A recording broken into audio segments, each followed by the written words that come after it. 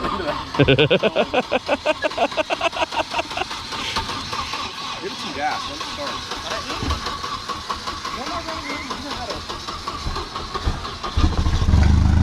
Yes.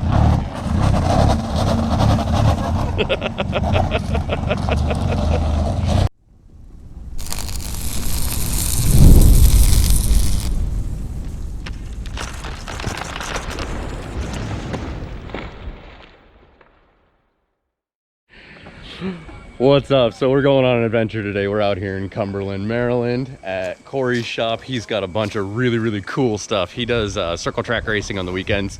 So he's got his old Cavalier that he's been racing, and then he actually ended up building this new Subaru.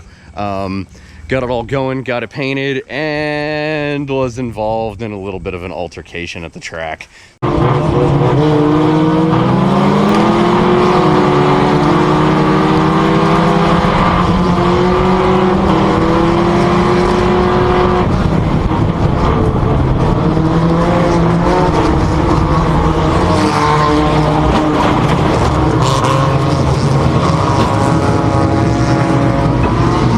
So unfortunately this thing is down and out. It pushed the frame rail over and broke the timing belt and so on and so forth. But so anyway, just gonna hang out with these guys for a little bit, and then we got some surprise for everybody later today. So let's see what they got going on in here.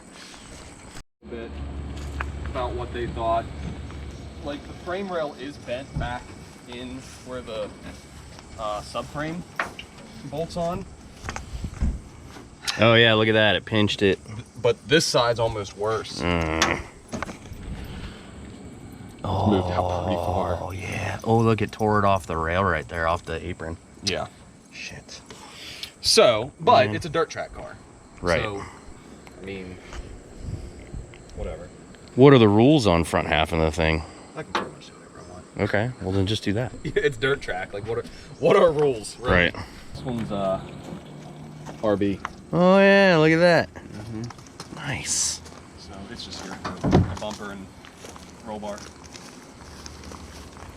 But we're waiting. I don't want to finish the roll bar until the fuel pumps are in and fuel lines are run. Because somebody's gonna have a field day in the back of there with a roll bar in it. Yeah, crawling around the scaffolding. Yeah, no. No thanks. The parked car for the dirt track car. So you're gonna cut the front end off of this car and weld it to the front end of that car. That's the plan. Okay. If we can't get that to pull straight. Sure. The way it's looking, we'll probably be cutting and swapping. Donor engine for the dirt track car. Nice. That's gonna come out today. Wow, that is not a nice car. Not at all. No, the thing's total. What? Huh? Oh. Yeah, okay. Yeah, honestly, I didn't even look at that. I didn't care. Does it have an engine? Does it run? Yep, sold. Runs. That's all we need. Fantastic. We got a rallycross car that hasn't moved, and no. You did a burnout in it the other day. Yeah, I jumped in it the other day and did a burnout. And now it's back to the same place it's been sitting for 6 months. Is this the one with the 488? Yes. That's awesome. Yeah. Now it just needs 1,000 horsepower to go to the 488. Right. I mean, I haven't broken axle since I did an 8.8. Oh, this coupe. Yes, so I don't even know if I told you about it. No. So, this car... Wow, it's really nice. Yeah. It has 57,000 miles. What? Oh my goodness. Oh, the interior. So, it's kind of torn apart now. When I got it, it didn't run. It literally... Oh, the spiders. The guy bought it. Let's go this way. And was going to derby it. No. And he like screwed the title up and then posted it for sale.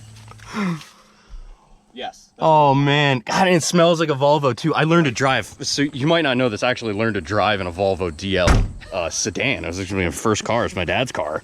They all smell the same. That's like 1 in 5 person's story though. Right. Everybody has some kind of Volvo history. Yes. So, anyway, I hit the dude up. He was selling it for like scrap price, and I hit him up and was like, how much for you to straighten the title out? And he was like, I don't know. I was like, I'll give you $150 if you straighten the title out. Yeah. On top of what I paid for the car. And he was like, okay. And went down and got it. Huh.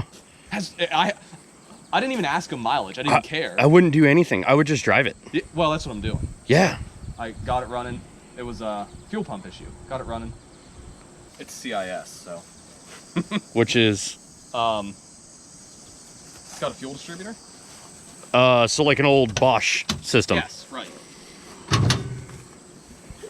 Like Mark 1 Volkswagens and Correct. Audis and stuff had. So they're like if it runs and drives okay, you just leave it alone, Right. and that's where it's at. But I have service history on the thing. It has 57,000 miles, and I have service history to 47. That's incredible. So it was one owner before the guy I got it from.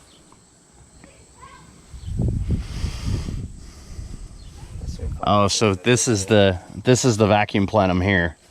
Yes. So there's a big circly thing here, and there's a lever, and then that controls how much vacuum you have, controls how much fuel it sends to the motor. On the like Golfs, Mark 1 Golfs and stuff like that, it's right here, and you can actually like push on the airbox and get it to idle up. Really? Yeah. So, man, this thing's beautiful. Awesome. I like it. I need to clean it up and actually drive it. And then silly drift car. Drift car. I got it dirt cheap because the convertible top didn't work, and I thought it doesn't really matter anyway because it's going to be a permanent convertible. Yeah. So threw a sort of roll bar in it, just enough to get through tech at events. And then this winter, hopefully, put a full cage in it. Yeah. That's awesome. Proper seats. And you do all the fab work here. Yeah. Yeah. Yeah. In this. the first time I came here, I needed to rob parts actually out of his circle track car because I broke the rallycross car, and it was really dark, and he led us on this wild back road adventure here and to this seemingly innocuous garage. It was awesome. Yeah. It's really, really fun. It's cool. I love the shit people get done in less than ideal environments. It's just so cool. That's us. This is his car. Nice. It's 1J swapped. Nice. Yes. Pretty fun. Yeah. Still a stock twins. Yeah, no, it's a stock single. Stock single. Yeah. I don't know, man. He traded some dude who shouldn't be hard to find a SRT 4 caliber Oh, okay. for it. So, well, I mean, the SRT 4 caliber ran good. It was, I don't know, how much wheel? 420 wheel? Yeah. Like, Nice. it was a nice, low mileage, good running caliber. And traded him straight up, and the dude was like, I don't know, it doesn't really drift that well. It's hard to drive. And we've had it just one event. Did it do okay? Yeah. Dude, Huh. the car drives awesome. Well, there you go. We had to relocate they put a steering rack on it. It has an SC300 steering rack. And it had it too low. Oh, so it had like gnarly bump steer. Yes. The steering rack was about 3/4 of an inch off the ground. Oh. It was bad. So we raised it back up where it should be and did a couple other things to clean up some work on it. Fuck yeah, that's awesome. I mean, heck yeah, that's awesome. So what's this thing here for? This is a friend of mine. Put the cage in it. Nice. Drift car. Drift car. So many drift Volvos. Drift wagon. This VQ gonna go in this Volvo? No. Oh. Would be sick. So that's actually how I ended up with the 350Z. The plan originally was to swap that gold car right there with a VQ. Whoa. And the reason was the G35 outside, the dude plucked the VQ and the trans from it and was like, I'll trade you this stuff for the cage work. And I was like, okay. Huh. So then I got thinking about it and I was like, wait, it's way less work to just buy a 350Z that already has a VQ than put one in a Volvo. Yeah, this is true. So there it is.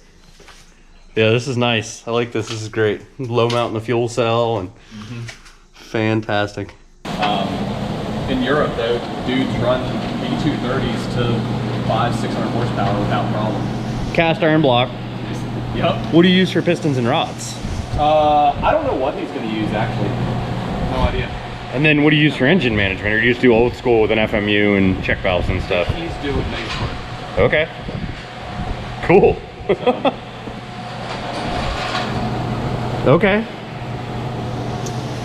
I think his target was like 400, 450, which is plenty for Yeah, that'll be enough. Volvo drift car. What's a gutted Volvo get down to weight-wise? 4,000 pounds? These actually aren't nearly as heavy as like everybody thinks they're big heavy tanks, and they're not light, But I think like that car is, I don't know, 3,000 pounds. This thing's awesome.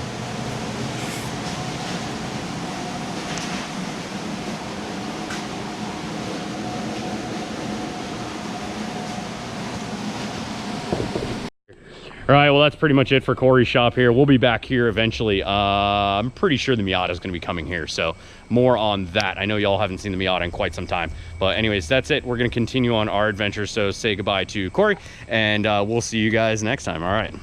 Well, today's adventure took a little bit of a different turn. So we are actually all the way out about an hour south of Pittsburgh. I came out here to look at a Crown Victoria. It was 500 bucks. We were thinking of having a spare car for the Gambler. The idea was to buy it, limp it home, see what it needed, maybe go to rallycross, so on and so forth. But unfortunately, it was just too darn rusty. It didn't have brakes. There was just no way for me to make it another 200 miles home. So, oh well, it was a cool adventure. I got to hang out with Corey and see some of the stuff that he's got going on. I'm really looking forward to working with him on the Miata. I just think that's going to be a ton of fun. And then last minute, stumbled upon this. This is just super cool. I don't know anything about it. All I know is it is an old power plant. Somebody's taken it over and done some modern stuff, but as far as the old cooling towers and stuff, that's all shut down and abandoned. Can't get in here. It's locked up tight. But I would definitely love to urbex something like this someday. So anyways, I know this is a little bit different of an episode, but I hope you enjoyed following along. If you like this episode, make sure you give it a like. And as always, if you like what you see here on Ruckus Garage, make sure you subscribe.